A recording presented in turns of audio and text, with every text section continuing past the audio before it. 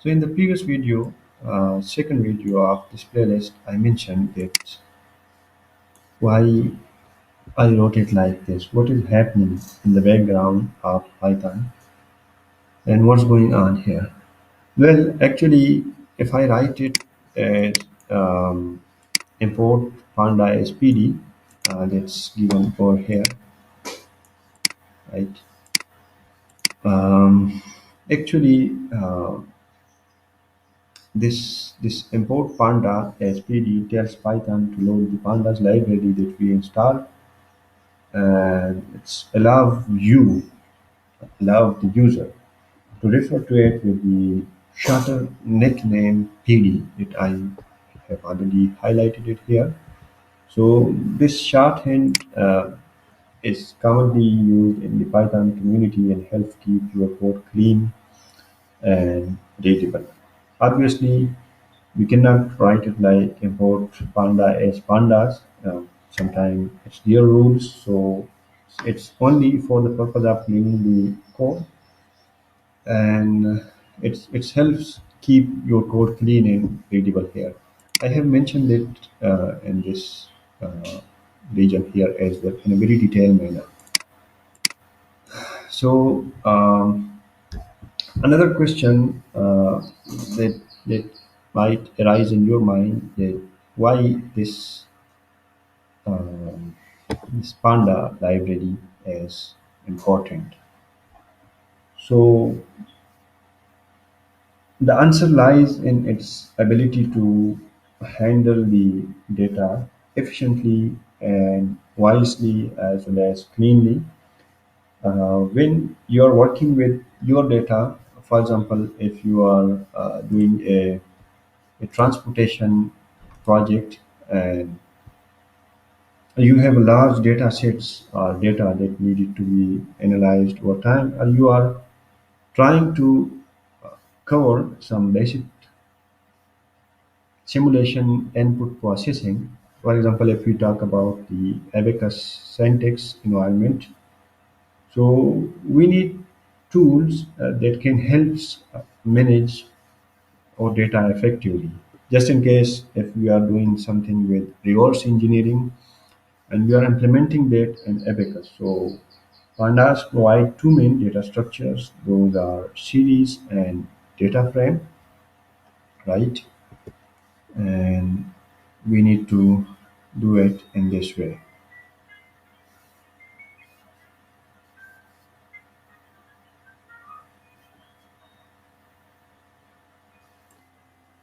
So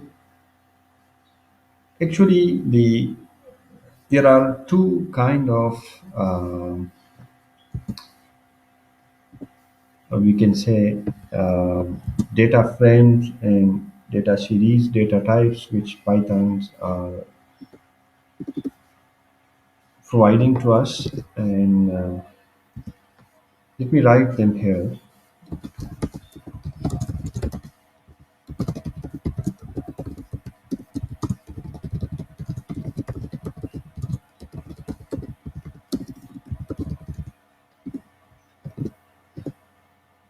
The first one that's going to be series, and the second one it's going to be data frames, right? We have these two types, right? And the the difference I have mentioned the difference here as well in this data. The difference lies in its data type here, in the nature of the data. So series is like a um, single column, while the data frame is like a table. So if we focus on this environment here in ABAQUS, we don't need the data frame that is a single column here. In other words, we don't need series value. data type here. We need a tabular data. And for tabular data, look at here. We need time and frequency and amplitude for this analysis. We don't use here a single interval or a multiple interval correlation here, right? We will keep it to none here. However, we need to make sure that in Python we use this uh, tabular format data type in our analysis here so that we can use them in this analysis.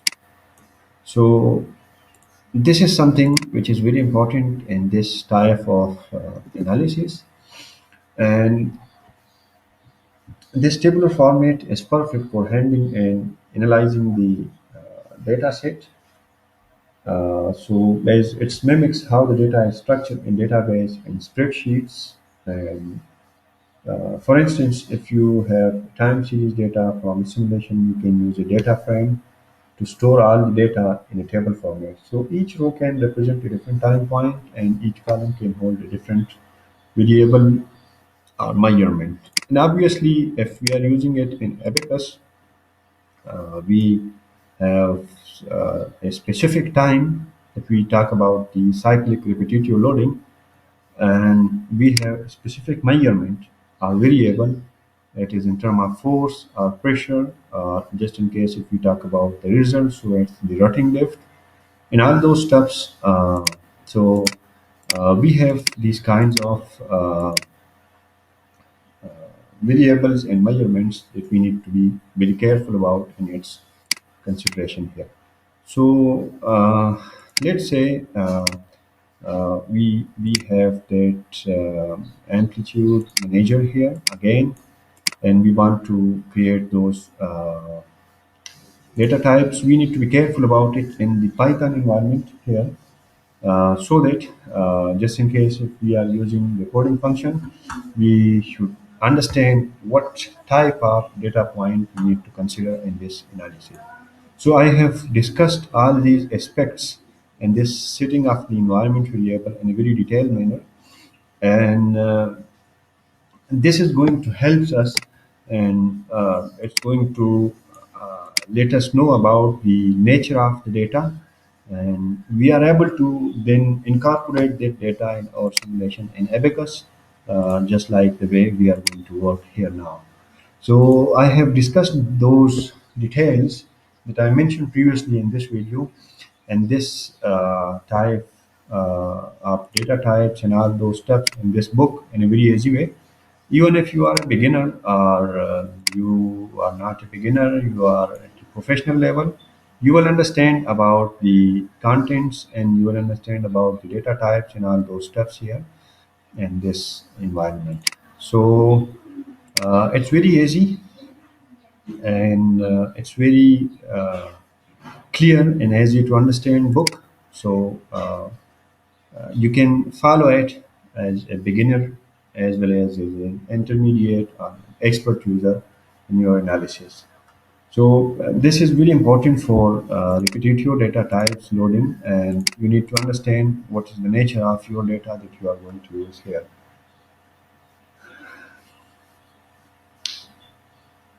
So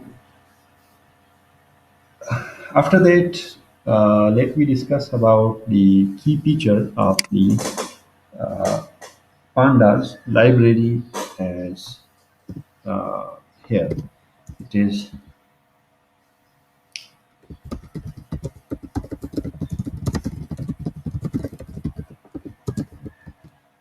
related to our Abacus environment only, right? It's only related to our Abacus environment, and that key feature is actually the read-write ability with Excel sheets and its communication with Microsoft Excel, right? So it's very um, important feature here that we need to consider. And this feature of the Panda and its ability to read and write data in various formats, including the Excel files, it is particularly useful when you need to export your results or share your data with others.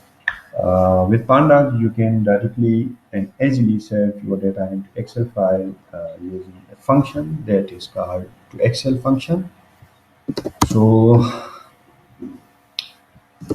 we can say that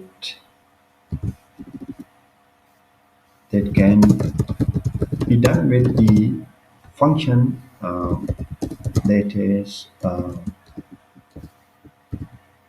to Excel, right?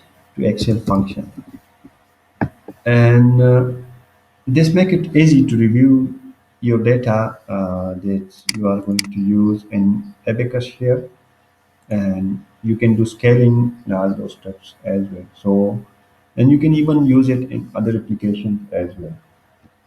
So let me conclude this discussion for repetitive loading. For example, starting with pandas, it involves installing the libraries and all those steps. So this is something really important that you are going to use in your script, and then leveraging its powerful data structure to manage and analyze your data. So Panda simplifies the process of handling large data set and provide tools to organize and export data efficiently. Just in case we are using here in Abacus, so we will use that. And also after that,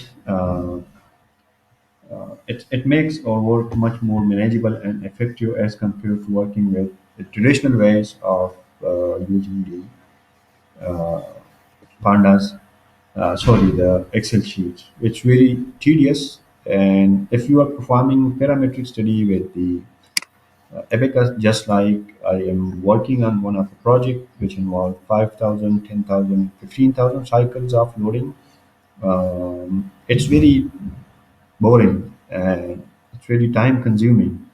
So my suggestion is to use Python and specifically its library that is Pandas. And you can use the Pandas GUI abilities as well to use them in your analysis and work with your data. So anyhow, in the next video, I'm going to discuss the chapter second of the contents. Let me show you the contents again, just in case if you're watching them. And that is the definition of the main function.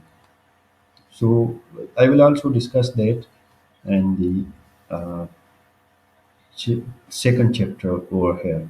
We are going to create list and store our data, etc. in our analysis. Then we are going to use those in Abacus environment. So thank you so much for watching.